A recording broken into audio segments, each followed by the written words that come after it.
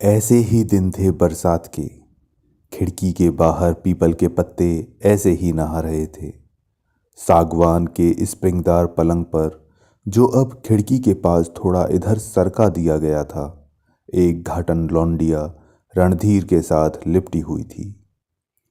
खिड़की के पास बाहर पीपल के नहाए हुए पत्ते रात के दूधिया अंधेरे में झूमरों की तरह थरथरा रहे थे।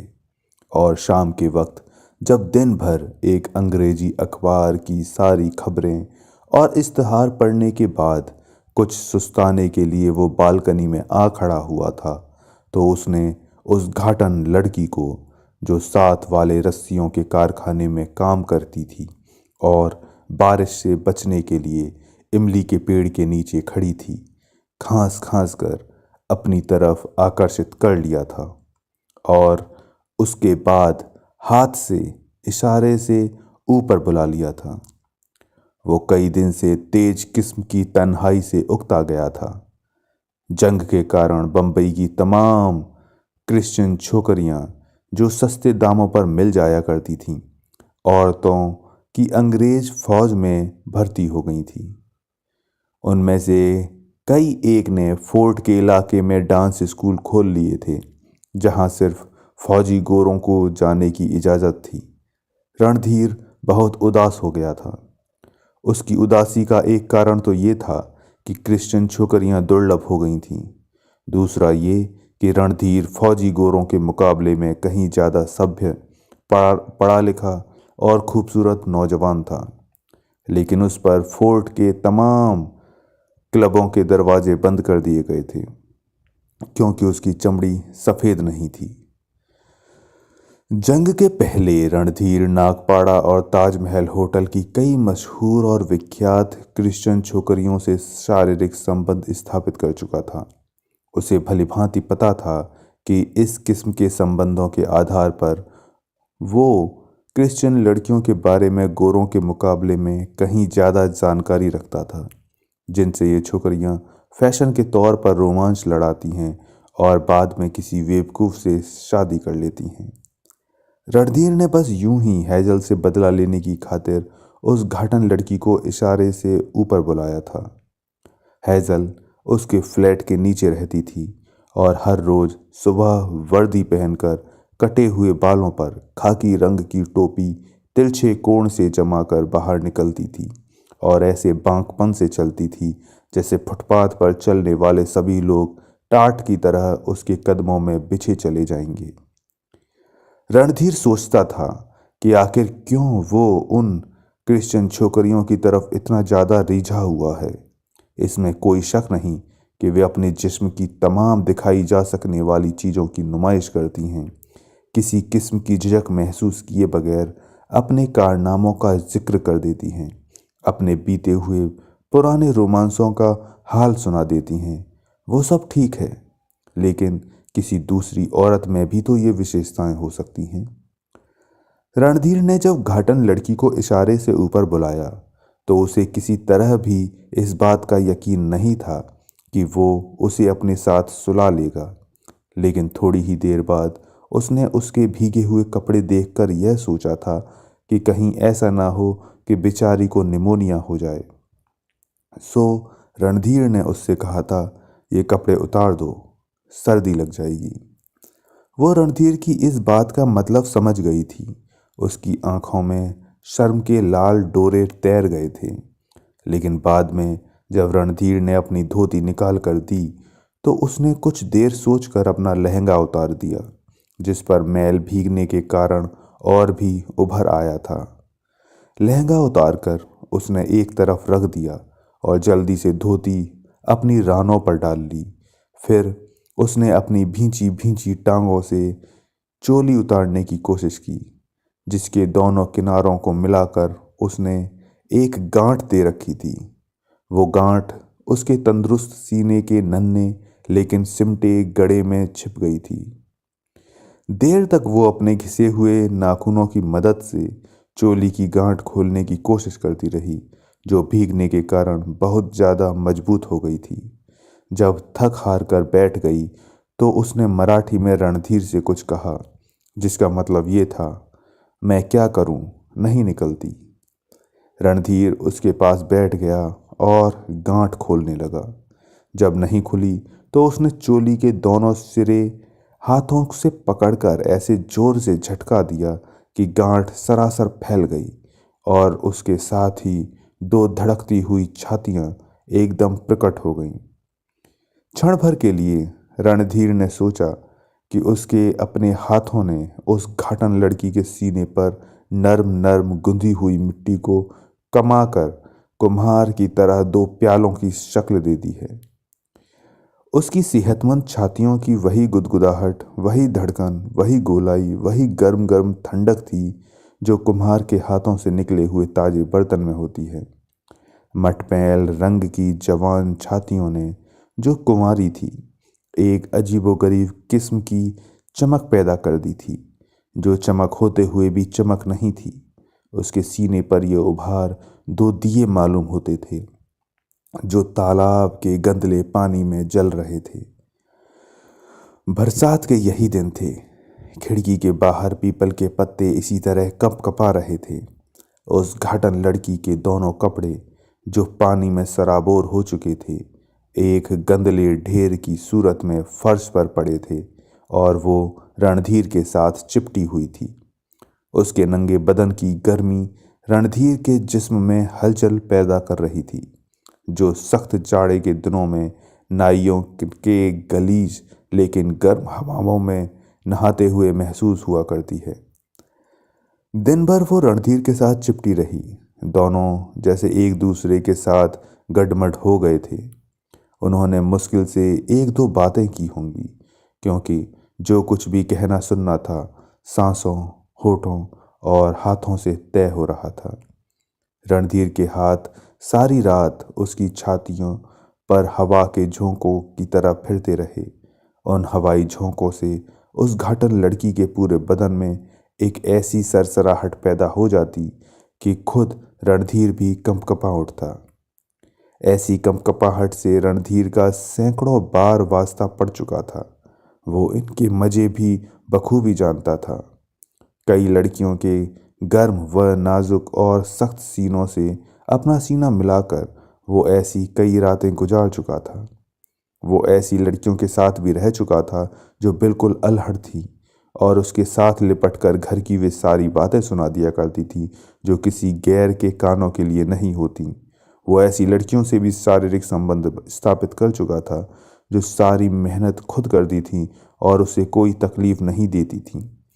लेकिन यह घाटन लड़की, जो इमली के पेड़ के नीचे भीगी हुई खड़ी थी, जिसे उसने इशारे से ऊपर बुला लिया था, बिल्कुल भिन्न किस्म की लड़की थी। सारी रात रणधीर को उसके जिस्म से एक अजीब किस्म की बू आती रही। इस बू को, जो एक ही समय में खुशबू भी थी और बदबू भी, वो सारी रात पीता रहा। उसकी बंगलों से, उसकी छातियों से, उसके बालों से, उसके पेट से, जिस्म के हर हिस्से से ये जो बदबू भी थी और खुशबू भी रणधीर के पूरे शरीर में बस गई थी। सारी रात वो सोचता रहा था कि ये घाटन लड़की बिल्कुल करीब होने पर भी हरगिज इतनी करीब न होती अगर उसके जिस्म से ये बू न उड़ती। ये बू उसके मन मस्तिष्क की हर सिलवट में रेंग रही थी, उसके तमाम नए पुराने अनुभवों में रच गई थी। उस बू ने उस लड़की और रणधीर को जैसे एक दूसरे से एकाकार कर दिया था। दोनों एक दूसरे में समा गए थे, उन अनंत गहराइयों में उतर गए थे जहां पहुंचकर इंसान एक खालिस इंसानी संतुष्टि से महफूज होता है। ऐसी संतुष्टि जो क्षणिक होने पर भी अनंत थी, लगातार बदलती हुई होने पर भी दृढ़ और स्थायी थी। दोनों एक ऐसा जवाब बन गए थे जो आसमान के नीले शून्य में उड़ते रहने पर भी दिखाई देता है। उस बू को, जो उस घाटन लड़की के अंग अंग से फूट रही थी, रणधीर बखूबी समझता था, लेकिन समझते हुए भी वो इसका विश्लेषण नहीं कर सकता था। जिस तरह कभी मिट्टी पर पानी छिड़कने से सौंधी सौंधी खुशबू निकलती है, लेकिन नहीं, वो बू कुछ और ही तरह की थी। उसमें लेवेंडर और इत्र की मिलावट नहीं थी, वो बिल्कुल असली थी, औरत और मर्द के शारीरिक संबंध की तरह असली और पवित्र। रणधीर को पसीने की बू से सख्त नफरत थी। नहाने के बाद वो हमेशा अपनी बगलों में पाउडर छिड़कता था या कोई ऐसी दवा इस्तेमाल करता था जिससे वो बदबू जाती रहे। लेकिन ताज्जुब है कि उसने कई बार, हाँ कई बार, उस घाटन लड़की की बालों भरी बगलों को चूमा और उसे बिल्कुल घिन नहीं आई, बल्कि अजीब किस्म की तुष्टि का एहसास हुआ। रणधीर को ऐसा लगता था कि वो इस बू को जानता है, पहचानता है, उसका अर्थ भी समझता है, लेकिन किसी और को नहीं समझा सकता। बरसात के यही दिन थे। यूं ही खिड़की के बाहर जब उसने देखा तो पीपल के पत्ते उसी तरह नहा रहे थे। हवा में सरसराहटें और फड़फड़ाहटें घुली हुई थीं। अंधेरा था, लेकिन उसमें दबी दबी धुंधली सी रोशनी समाई हुई थी, जैसे बारिश की बूंदों के साथ सितारों का हल्का हल्का गुबार नीचे उतर आया हो। बरसात के यही दिन थे जब रणधीर के उस कमरे में सागवान का सिर्फ एक ही पलंग था, लेकिन अब उसके साथ सटा हुआ एक और पलंग भी था और कोने में एक नई ड्रेसिंग टेबल भी मौजूद थी। दिन यही बरसात के थे, मौसम भी बिल्कुल वैसा ही था। बारिश की बूंदों के साथ सितारों की रोशनी का हल्का हल्का गुबार उसी तरह उतर रहा था, लेकिन वातावरण में हिना के इत्र की खुशबू बसी हुई थी। दूसरा पलंग खाली था। उस पलंग पर रणधीर औंधे मुंह लेटा खिड़की के बाहर पीपल के झूमते हुए पत्तों पर बारिश की बूंदों का नाच देख रहा था। एक गोरी चिट्टी लड़की अपने नंगे जिस्म को चादर में छिपाने की नाकाम कोशिश करते करते करीब हो गई थी। उसकी सुर्ख रेशमी सलवार दूसरे पलंग पर पड़ी थी, जिसके गहरे सुर्ख रंग के इजारबंद का एक फुंदना नीचे लटक रहा था।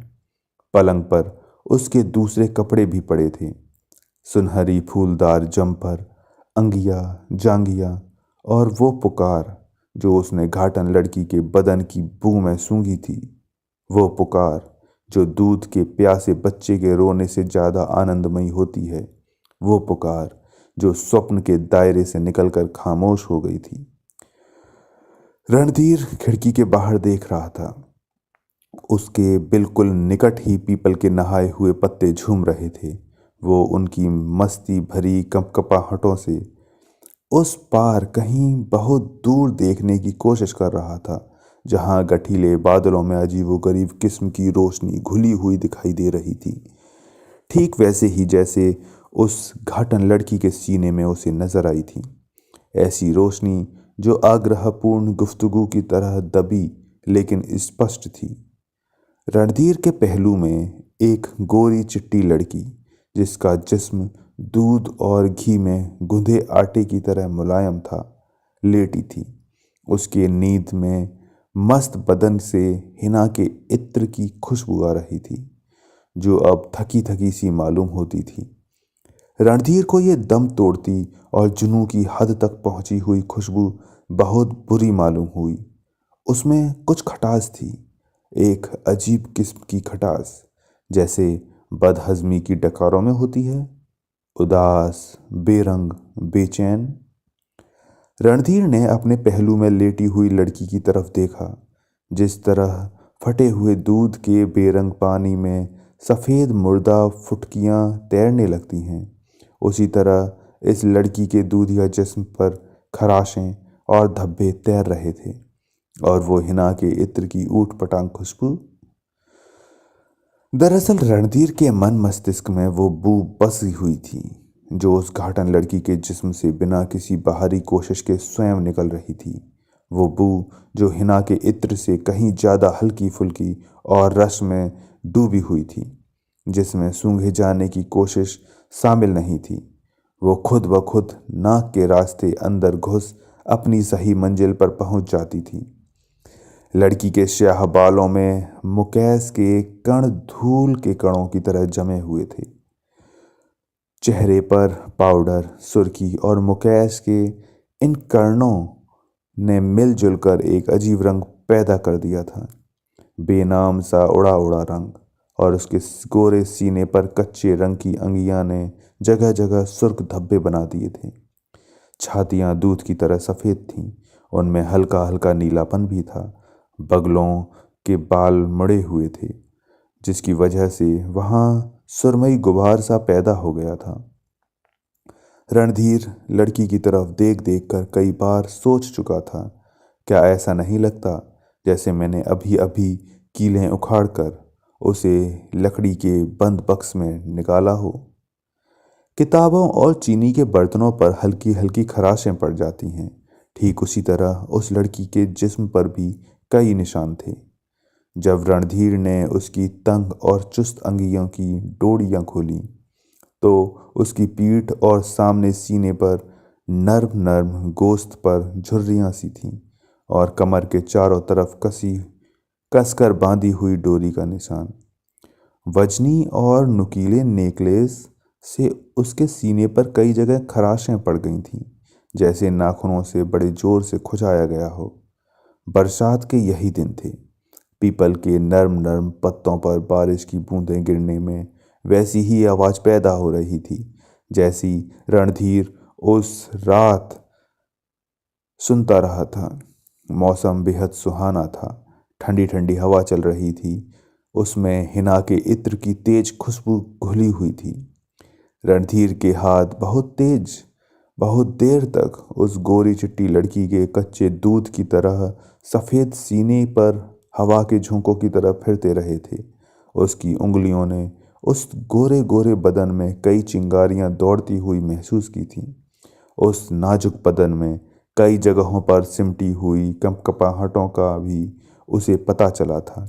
जब उसने अपना सीना उसके सीने के साथ मिलाया, तो रणधीर के जिस्म के हर रोंगटे ने उस लड़की के बदन के छिड़े हुए तारों की भी आवाज़ सुनी थी, मगर वो आवाज़ कहाँ थी।